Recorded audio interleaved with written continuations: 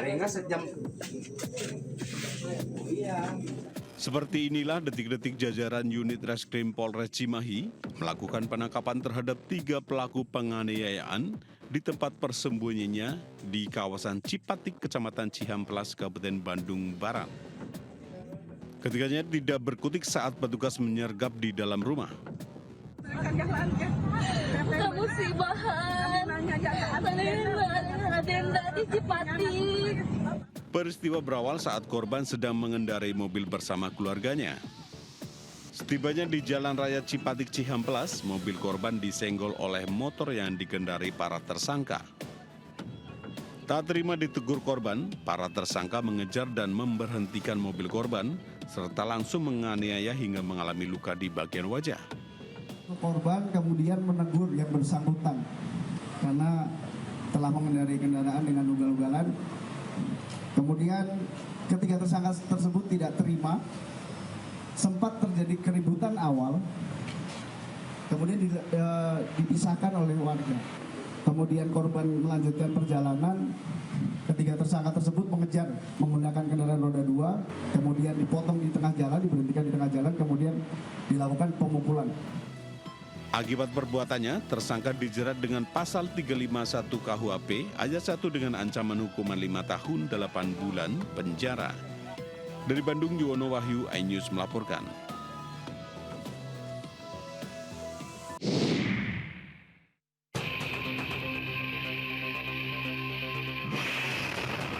Sebuah tangki yang sedang diperbaiki di sebuah bengkelas di Desa Mengato, Kabupaten Jombang, Jawa Timur tiba-tiba meledak.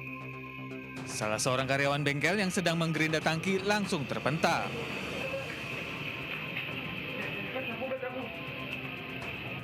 Beruntung meski terkena ledakan, korban hanya mengalami luka ringan. Diduga tangki meledak akibat adanya sisa bahan bakar. Polisi yang tiba di lokasi langsung meminta keterangan dari korban yang selamat. Polisi juga akan mencari pemilik tangki tersebut untuk dimintai keterangan. Dari Jombang, Jawa Timur, Muhtar Bagus, iNews melaporkan.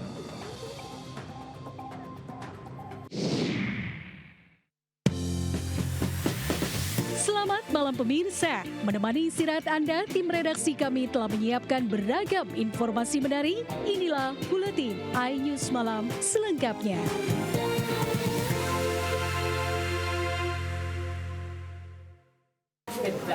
Lihat doang, ya.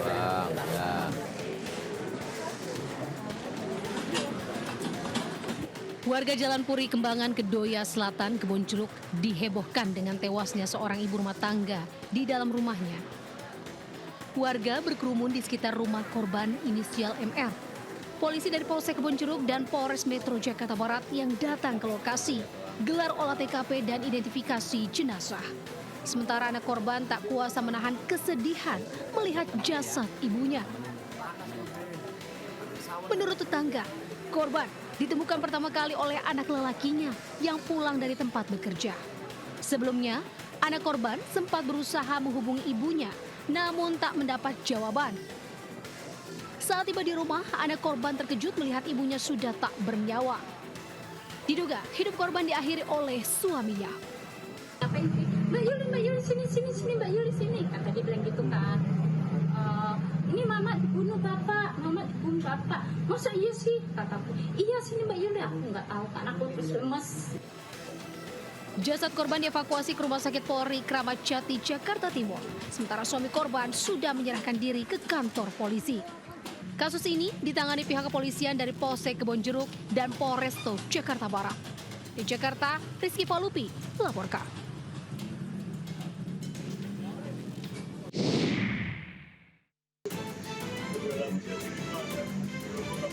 Pria pelaku pembunuhan istrinya sendiri tak dapat berkutik saat diamankan petugas kepolisian Polres Metro Jakarta Timur. Pelaku tega membakar istrinya hingga tewas karena korban menolak membuatkan mie instan yang diminta pelaku. Sebelum dibakar, pelaku sempat cekcok dengan korban hingga akhirnya pelaku menyiramkan thinner ke tubuh dan wajah korban serta menyulutkannya dengan korek api. Korban mengalami luka bakar pada bagian wajah dan tubuh bagian atas. Meski sempat dirawat di rumah sakit, korban meninggal dunia akibat luka bakar. Tak hanya membakar sang istri, pelaku sempat menganiaya mertuanya yang berusaha meleraikan pertengkaran tersebut. Tersangka ini meminta tolong kepada korban, dalam hal ini istrinya, untuk membuatkan mie. Kemudian alasan daripada tersangka, istrinya tidak segera membuatkan mie, kemudian korban memainkan handphone. Kemudian di situ terjadi percekcokan sehingga karena memang sering melakukan PKDRT tersangka ini, selanjutnya istri, dalam hal ini korban, lari ke kamar ibunya, dalam hal ini mertua. Guna mempertanggungjawabkan perbuatannya, pelaku terancam hukuman mati atau penjara seumur hidup. Dari Jakarta, Rio Mani, iNews melaporkan.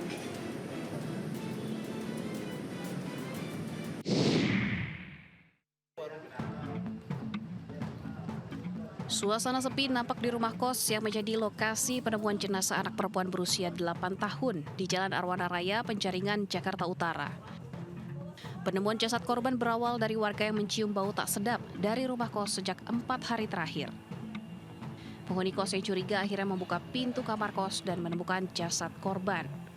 Saat penemuan jasad, sang ibu tidak berada di lokasi. Diduga korban tewas akibat dianiaya. Polisi hingga kini masih memeriksa 5 orang saksi dan keterangan orang tua untuk mencari penyebab kematian korban. Kita masih melakukan pengambilan keterangan yang sifatnya lebih mendalam kepada orang tua, karena ini kan memang ada hubungan antara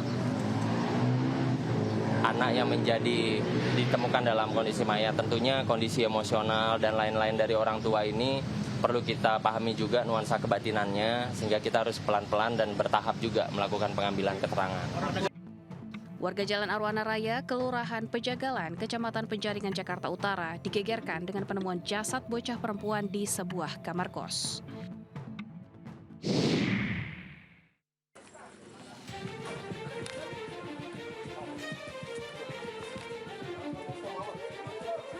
Warga Desa Pomahan, Kecamatan Pulung, Ponorogo gempar dengan tewasnya pasangan suami istri Kaseno dan Sarilah di dalam rumahnya. Polisi yang datang ke lokasi meringkus Sukar, anak korban yang diduga menghabisi nyawa kedua orang tuanya tersebut. Diduga pembunuhan ini terjadi siang hari dan baru terungkap saat saudara yang berkunjung dilarang masuk oleh terduga pelaku. Karena curiga, saudara korban bersama ketua RT dan warga mendatangi rumah dan menemukan jasad korban di tempat tidur ditutupi selimut serta luka di kepala. Saudara itu begitu lihat sudah ditutup dengan selimut, dia lari pulang, terus bilang saya bilang Pak Bayan, terus lihat-lihat semua di situ, ternyata sudah nggak ada. Polisi yang mengolah tempat kejadian perkara menduga korban dibunuh berurutan menggunakan benda tumpul. Terduga pelaku juga diduga depresi berat lantaran mengaku membunuh 2 ular besar. Diduga pelakunya adalah saudara Sukar, umur 30 tahun, saat ini anak kandung, saat ini mengalami gangguan jiwa. Motifnya mungkin tidak ada, membunuh ular. Pengakuan daripada tersangka, dia membunuh ular besar. Jasad korban dibawa ke RSUD Harjono, Ponorogo. Sementara terduga pelaku diperiksa di Polres Ponorogo termasuk pemeriksaan kejiwaan. Dari Ponorogo, Jawa Timur, Ahmad Subeki, iNews melaporkan.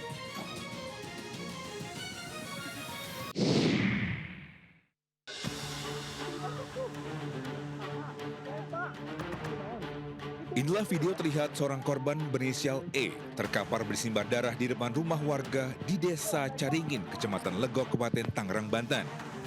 Sementara pelaku yang diketahui berinisial EF, 37 tahun ini, tampak berdiri tenang di samping korban melakukan penganiayaan terhadap istrinya tersebut.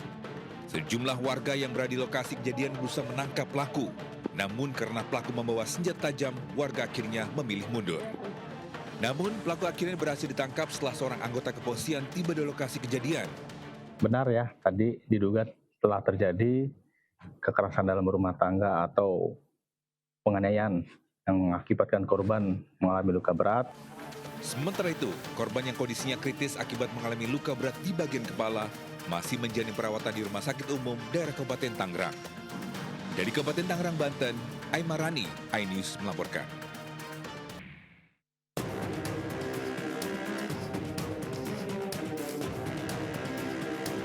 Tiga ASN wanita terlihat sedang asik bermain kartu tanpa menyadari ada kamera yang merekam aktivitasnya. Rekaman ini menyebar cepat di media sosial dan menuai kritik dari masyarakat. Banyak yang menilai para ASN tidak menunjukkan disiplin kerja dan melanggar aturan kedinasan. Dari hasil penelusuran, permainan kartu tersebut terjadi di Kantor Dinas Pemberdayaan Perempuan, Anak, dan Keluarga Berencana Kota Pariaman, Sumatera Barat. Menurut PLT Kadis Pemberdayaan Perempuan, Anak, dan Keluarga Berencana Kota Pariaman, kartu yang digunakan stafnya bukan kartu remi atau kartu gaplek, namun kartu Uno.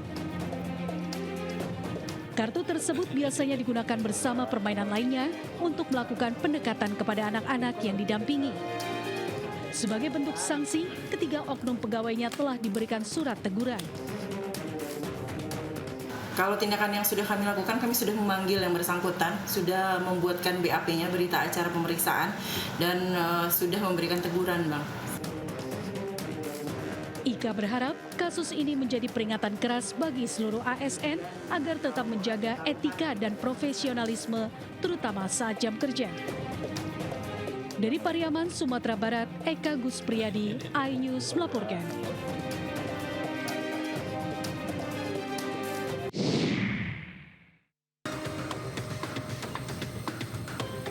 Viral unggahan warganet di media sosial yang menyebut bangunan kecil di pinggir sawah dibangun dengan anggaran fantastis sebesar 112 juta rupiah.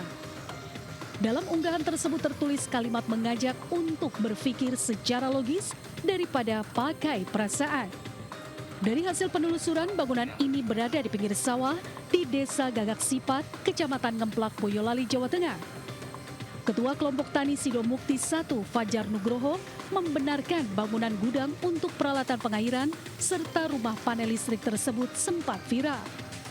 Anggaran 112 juta rupiah yang diterima kelompok tani digunakan untuk membangun 2 unit sumur dengan kedalaman 110 dan 85 meter, termasuk pemasangan instalasi pipa distribusi sepanjang ratusan meter.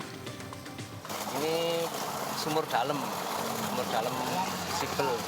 Itu fungsinya untuk apa sih, Mas? Untuk pengairan lahan kurang lebih 15 hektar.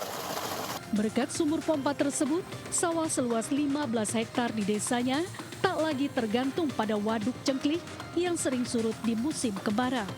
Anggaran sejumlah 112.800.000 itu bukan hanya untuk bangunan yang kecil itu, tetapi juga untuk pengeboran sumur, kemudian listriknya, kemudian perpompaannya, pengairannya, distribusinya yang bisa mengairi sawah kurang lebih 10 hektar. Retna menegaskan dana 112 juta rupiah bukan hanya untuk membangun bangunan kecil yang mirip toilet, melainkan seluruh fasilitas irigasi perpompaan lengkap yang sangat membantu petani di musim kemarau. Dari Boyolali, Jawa Tengah, Tata Rahmanta, iNews melaporkan.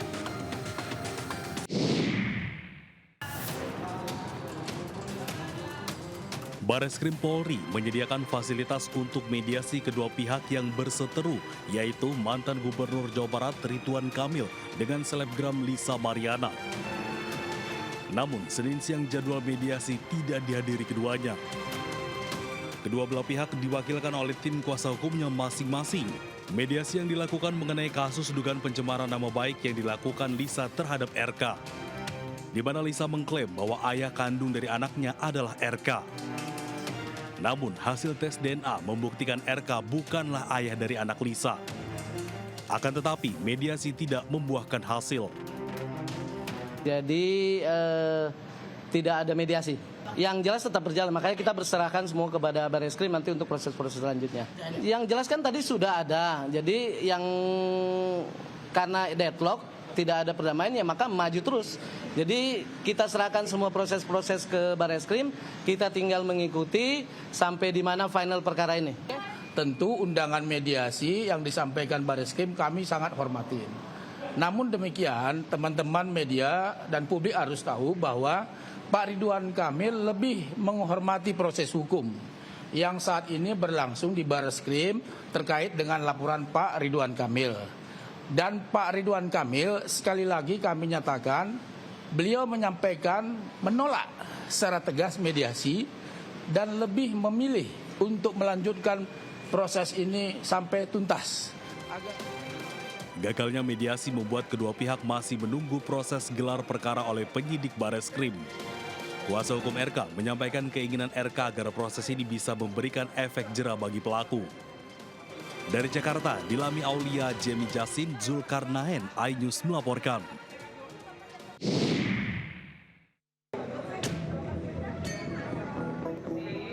Pakar telematika Roy Suryo didampingi sejumlah rekannya, termasuk Rismon Sianipar, mendatangi gedung Kementerian Pendidikan Dasar dan Menengah Jakarta. Roy Suryo membawa sejumlah dokumen yang diklaim sebagai bukti kejanggalan. Kedatangan Roy Suryo untuk menuntut kejelasan perihal surat pernyataan terkait penyetaraan ijazah Wakil Presiden Gibran Rakabuming Raka yang disebutnya hanya setara SMA. Menurut analisisnya, dokumen yang digunakan sebagai dasar penyetaraan ijazah Gibran tidak memiliki kekuatan hukum yang memadai. Kami ingin mempertanyakan sebuah surat yang disebut sebagai surat keterangan untuk penyetaraan ijazahnya dari saudara Wapres yaitu Gibran Rakabuming Raka. Karena menurut analisis kami surat penyetaraan ini tidak layak atau bahkan sudah dikaji, bahkan seharusnya sebuah surat penyetaraan itu tidak berbunyi begini, tidak berbunyi surat keterangan, tapi sebuah surat keputusan. Tim Liputan iNews melaporkan.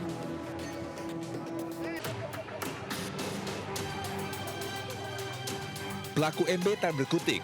Setelah berhasil diamankan massa tak lama setelah peristiwa penganiayaan terjadi di rumahnya di Desa Curuh Duku, Kecamatan Keraton, Kabupaten Pasuruan, Jawa Timur. Tampak pelaku duduk di kursi dengan tangan terikat tali. Sementara istri dievakuasi ke ambulans untuk mendapatkan perawatan medis di puskesmas tempat. Peristiwa penganiayaan bermula dari pertengkaran rumah tangga antara MB dan istrinya NH terkait motor metik milik warga yang digadaikan. Pelaku pun gunakan uang hasil jual gadai untuk membeli chip game online, namun dituduh memberikan uang kepada istri kedua pelaku. Dalam kondisi emosi, MB menikam punggung dan leher istrinya dengan pisau dapur. Melihat kejadian itu, adik ipar pelaku berusaha melerai, namun justru terkena pukulan di kepala hingga terkapar. Terus istri yang tua itu, yang pertama, itu mau melabrak istri saya yang kedua. Nah, saya misalnya nanti kalau ada apa-apa, kan nanti saya akan disalahkan. Beruntung kedua korban nyawanya selamat usai mendapatkan perawatan medis di puskesmas. Polisi masih mendalami motif dengan meminta keterangan pelaku. Merasa bahwa sepeda motor mereka itu digadaikan oleh pelaku, sehingga menanyakan dan membuat pelaku menjadi emosi. Kemudian kembali ke dalam rumah dan menusuk pelaku yang menusuk korban yang saat itu ada di luar rumah. Saat ini, pelaku diproses dan ditahan di Mapores Pasuruan Kota. Dari Pasuruan, Jawa Timur, Jaka Samudra, iNews melaporkan.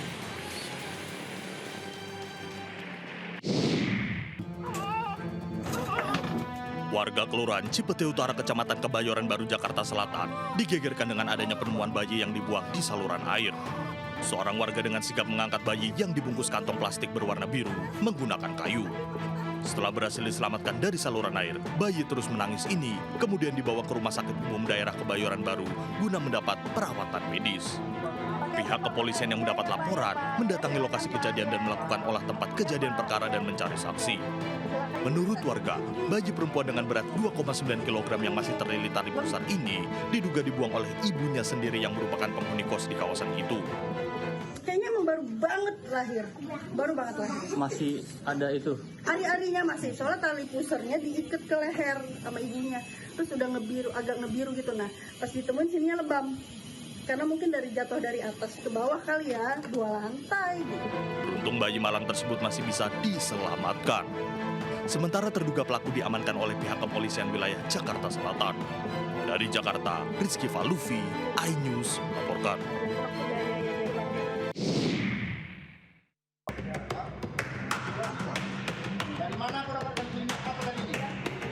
Direktorat Reserse Kriminal Umum Polda Sumatera Utara membongkar sindikat perdagangan bayi di Kota Medan dengan menggerebek kos-kosan yang berada di Jalan Jamin Ginting, Kecamatan Medan Baru, Kota Medan, yang dijadikan sebagai tempat penampungan bayi yang akan diperdagangkan.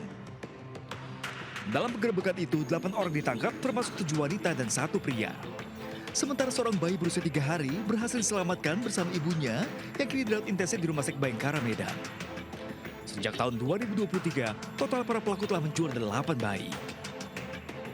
Didapat keterangan sudah 8 anak yang diperdagangkan. Namun di dalam proses kegiatan tersebut perdagangan anak ataupun orang itu terputus supaya yang bersangkutan pembeli tidak ada lagi hubungannya dengan penjual. Diketahui setiap bayi dijual dengan harga mulai dari 10 juta hingga 15 juta rupiah. Kini para tersangka terancam 15 tahun penjara. Dari Medan, Sumatera Utara, Aminur Rasid, iNews melaporkan.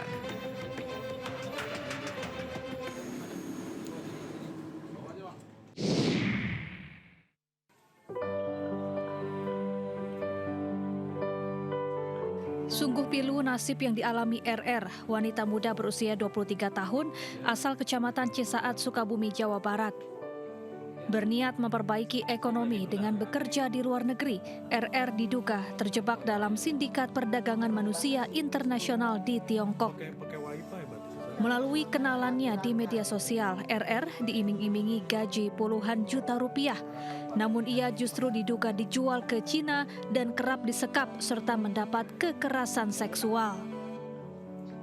Kalau Reni gak nurut atau gak ngikutin permintaan dia, Reni selalu diancam dimatikan wifi-nya. Kalau gak Reni gak dibolehkan pulang ke Indonesia. Terus dia bilang saya akan membuat hidup Anda menderita.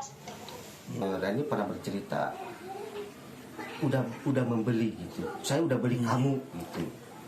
Reni tuh di situ baru ada rasa ketakutan, menolak ajakan seperti itu tuh. Maka ada sesuatu ancaman lagi sampai Reni itu selalu ketakutan. Keluarga berharap pemerintah segera mengambil langkah dan memulangkan korban yang merupakan tulang punggung keluarga untuk kembali ke tanah air. Dari Sukabumi, Jawa Barat, Budi Setiawan, iNews melaporkan.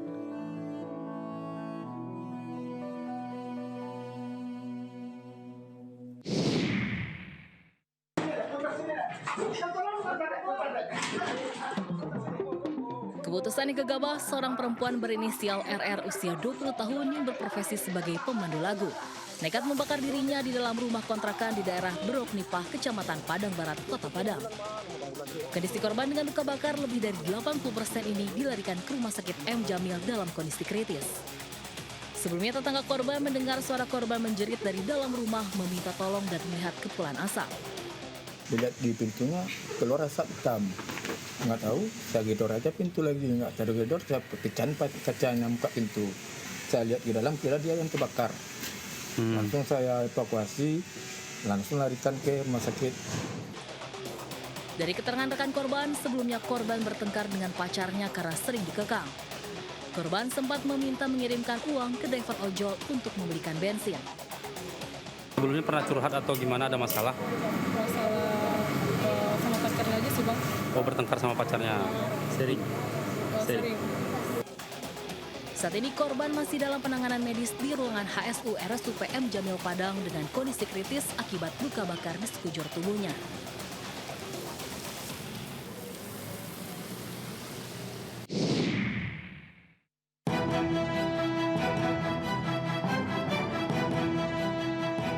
Arogansi pemotor pink terjadi di Jalan Ampera Raya, Ragunan, Pasar Minggu, Jakarta Selatan. Dalam rekaman CCTV, Faisal Handri, penjaga rumah pasangan selebriti Zaskia Diameka dan Hanung Bramantyo, menjadi korban pemukulan di jalan raya oleh orang yang mengaku sebagai anggota. Insiden bermula saat Faisal sedang mengantar anak kedua Zaskia dan Hanung KMB 12 tahun dengan menggunakan sepeda motor. Saat melintas di Jalan Ampera Raya, Faisal hampir ditabrak oleh pelaku yang berkendara melawan arah. Oleh karena itu, Faisal mengklakson pelaku hingga pelaku bermotor pink memutar arah lalu menghadang kendaraan korban. Pelaku turun dari motor dan langsung memukul korban sambil membentak. Pukulan itu membuat Faisal terjatuh dari motor dan anak Zaskia lompat dari kursi penumpang. Sang anak alami trauma hingga tremor, sementara Faisal alami luka hingga helmnya rusak. Sebenarnya kan karena yang ngalamin langsung bukan aku, tapi Faisal, nanti ya aku serahkan ke dia juga. Pastinya harus ada hal yang membuat orang itu supaya nggak melakukan hal kayak tadi lagi gitu. Harus ada efek jerahnya juga. Ayah KMB Hanung Bramantyo memastikan Faisal telah jalani visum dan selanjutnya akan melaporkan peristiwa yang dialami ke pihak kepolisian. Tim Liputan iNews melaporkan.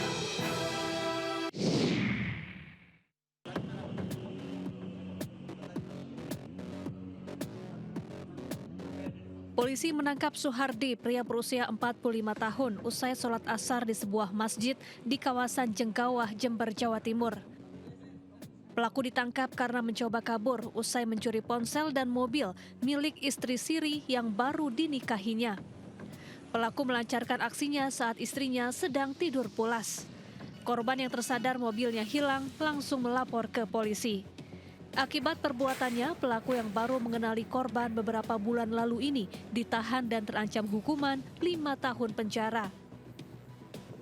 Dari Jember, Jawa Timur, Bambang Sugiarto, iNews melaporkan.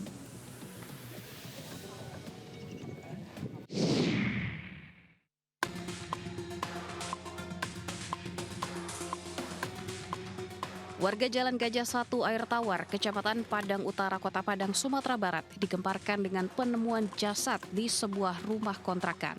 Korban bernama Alder, 60 tahun, yang kesehariannya berjualan buah dan tisu keliling ditemukan tewas dalam kondisi sudah membusuk serta kepala tertutup kantong plastik. Jasad ditemukan oleh pemilik kontrakan yang sudah 3 hari tidak melihat korban keluar dari rumah dan curiga dengan bau menyengat dari rumah korban. Temuan mayat ini dapat informasi dari masyarakat dan melaporkan ke Polsek Padang Utara. Kami dari Polsek Padang Utara beserta Pawas dan Kadin Reskrim langsung menuju ke TKP. Setelah dilihat didobrak pintunya, memang korban ini sudah ditemukan dalam keadaan posisi tertelungkup di dalam kamar kos. Jasad korban dievakuasi oleh tim identifikasi Polresta Padang dan Polsek Padang Utara ke Rumah Sakit Bayangkara Polda Sumatera Barat untuk otopsi. Kasus ini dalam proses penyelidikan pihak kepolisian dengan memeriksa sejumlah saksi guna mengungkap penyebab kematian korban.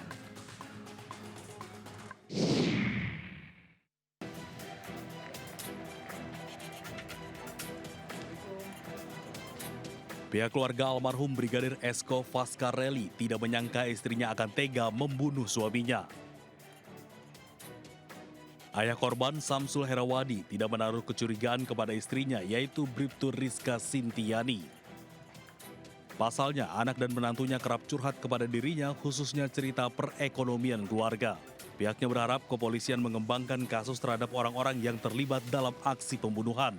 Keluarga juga meminta pelaku diberikan hukuman seberat-beratnya. Resiko berkeluarga anak, pahit manis resiko keluarga itu pasti. Saya tidak berhak mencampuri urusan keluarga kalian. Silakan bina keluarga kalian. Dua-duanya ngeluh, jadi sering curhat. Cuma ya kadang kebanyakan permasalahan masalah uang biasa. Sementara itu, pada tanggal 25 Agustus, proses pemakaman Brigadir Esko Faskareli dilaksanakan di Pemakaman Umum Belek Presak, Desa Bonjeruk, Lombok Tengah. Proses pemakaman Brigadir Esko dilaksanakan dengan proses militer atau kepolisian. Dari Lombok Barat, Muzakir, iNews melaporkan.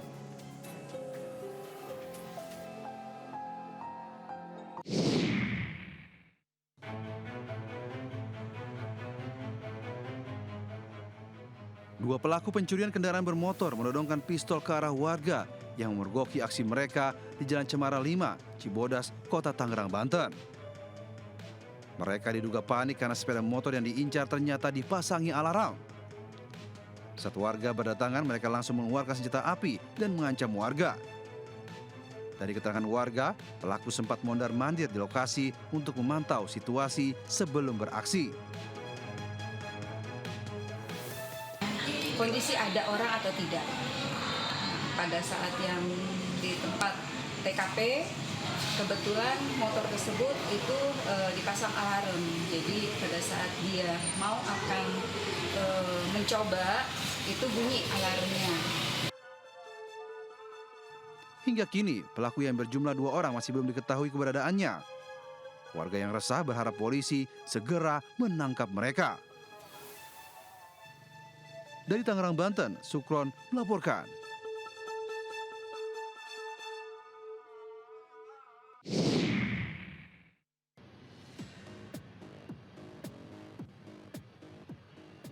Seorang pengendara motor mengacungkan senjata tajam ke pengendara lain di kawasan Tanjung Priuk, Jakarta Utara. Peristiwa yang terjadi di Jalan Sunter Muara 2 itu terjadi saat 3 anggota Resmob sedang berpatroli. Melihat kondisi itu, petugas langsung bergerak dan menangkap pelaku yang sedang menepikan sepeda motor korban. Namun sayang hanya 1 orang yang tertangkap, sementara rekan pelaku kabur dengan sepeda motor. Dari hasil pemeriksaan sementara, pelaku merupakan residivis kasus pencurian dan kekerasan di Jakarta Pusat. Kini ia diamankan di Polres Metro Jakarta Utara untuk mempertanggungjawabkan perbuatannya.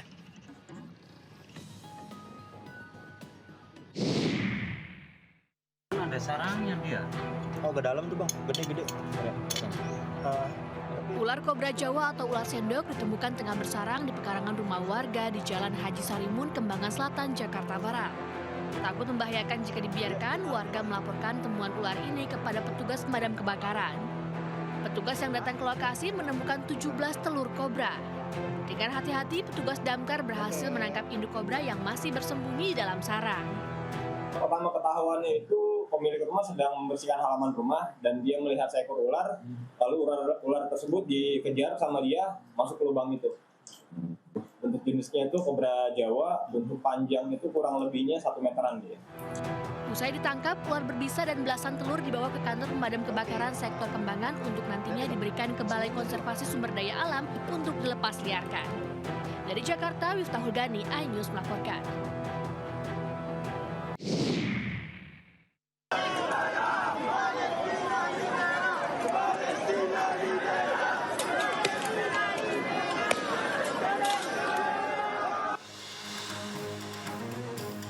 Protes unjuk rasa di Milan, Italia berujung rusuh. Alhasil polisi pun mengeluarkan gas air mata.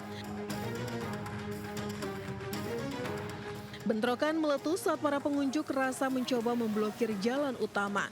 Polisi merespon dengan gas air mata dan maju dengan perisai dan tongkat.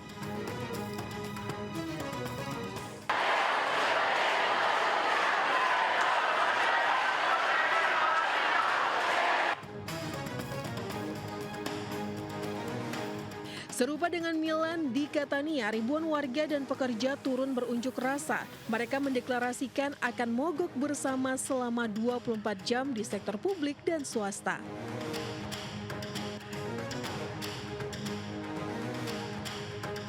Sementara itu, pemerintah Italia di bawah kepemimpinan Perdana Menteri Giorgia Meloni mengutuk korban sipil yang menjadi korban di Gaza.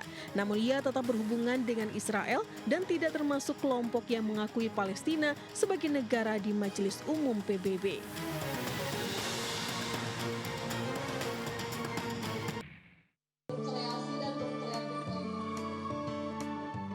Ibu-ibu binaan PKK Desa Benda, Kecamatan Cicurug, Kabupaten Sukabumi, Jawa Barat, antusias mengikuti pelatihan daur ulang sampah kantong plastik yang digelar tim MNC Peduli dan MNC Tourism. Peserta diberikan pengetahuan serta keterampilan, dimulai dari memilah sampah kantong plastik, memproses hingga merangkai menjadi produk bernilai jual, diantaranya tanaman hias. Pelatihan ini juga membuka peluang ekonomi kreatif berbasis lingkungan dan rumah tangga. 25, ada yang 30, nanti tergantung juga potnya, ada yang dari plastik, tapi kalau misalnya ada dari keramik agak sedikit ya. Karena kan itu potnya juga bisa dari limbah juga. Kolaborasi ini tidak hanya memberikan keterampilan praktis bagi peserta, tetapi menjadi bagian dari gerakan kecil yang berdampak besar dalam menciptakan desa yang lebih bersih dan juga sehat. Alhamdulillah kader dan PKK kita di Desa Benda dapat manfaat yang sangat luar biasa karena bisa memanfaatkan dari limbah plastik menjadi hal yang bernilai. Jadi dengan adanya daur ulang begini mungkin bermanfaat dan bisa menghasilkan uang dan bisa meningkatkan taraf ekonomi keluarga. Kita kerjasama dengan PKK, nanti PKK bisa sarannya lewat medsos. Pelatihan daur ulang sampah kantong plastik ini diharapkan dapat mendorong masyarakat sekitar KEK MNC Lido City lebih produktif dan kreatif, serta sebagai sumber penghasilan tambahan bagi keluarga mereka. Dari Sukabumi, Jawa Barat, Budi Setiawan, iNews melaporkan. Grand Final CSR edukatif bertajuk Pelajar Cerdas Konten Berkualitas yang diinisiasi MNC Tourism dan MNC Peduli mempertemukan 5 tim terbaik dari MAN 4 Bogor dan SMAN 1 Caringin. Dari hasil penilaian video kreatif yang didasarkan pada konsep, proses produksi, teknis pengambilan gambar, serta kualitas editing, tim dari SMAN 1 Caringin berhasil meraih juara pertama, disusul tim dari MAN 4 Bogor sebagai juara kedua dan juara favorit. Peserta juga diajak menikmati pengalaman rekreatif di Lido Adventure Park Bogor, Jawa Barat. Dilanjutkan pengumuman pemenang dan penyerahan penghargaan. Seneng banget sih ya, apalagi jadi pengalaman baru yang tadinya stres, tegang gitu habis presentasi, karena ada adventure jadi lebih seru sih. Jadi dengan adanya kegiatan ini kita tuh bisa mengasah skill kita dalam membuat video promosi, terus dalam meningkatkan entitas kita di sosial media, dan juga bisa meningkatkan public speaking di depan juga. Program Pelajar Cerdas Konten Berkualitas diharapkan mendorong hadirnya generasi muda yang kreatif, inspiratif, dan bertanggung jawab dalam memanfaatkan media digital. Antusiasme mereka sangat luar biasa, dari presentasi tadi sangat luar biasa, kemudian membuat konten namun mereka menunjukkan dengan kualitas dan juga hasil video yang luar biasa. Setelah itu langsung melanjutkan aktivitas dengan bermain dan juga menikmati fasilitas yang luar biasa di Lido. Siswa-siswa diharapkan bisa lebih kreatif untuk membuat konten-konten yang positif, yang baik, yang memberikan dampak yang luar biasa, sejalan dengan visi dari MNC Tourism mengangkat wisata Indonesia ke dunia. Kegiatan CSR edukasi ini diharapkan memberikan dampak positif untuk masyarakat sekitar, serta mengangkat potensi di kawasan ekonomi khusus MNC Lido City, Bogor, Jawa Barat. Tim Liputan iNews melaporkan.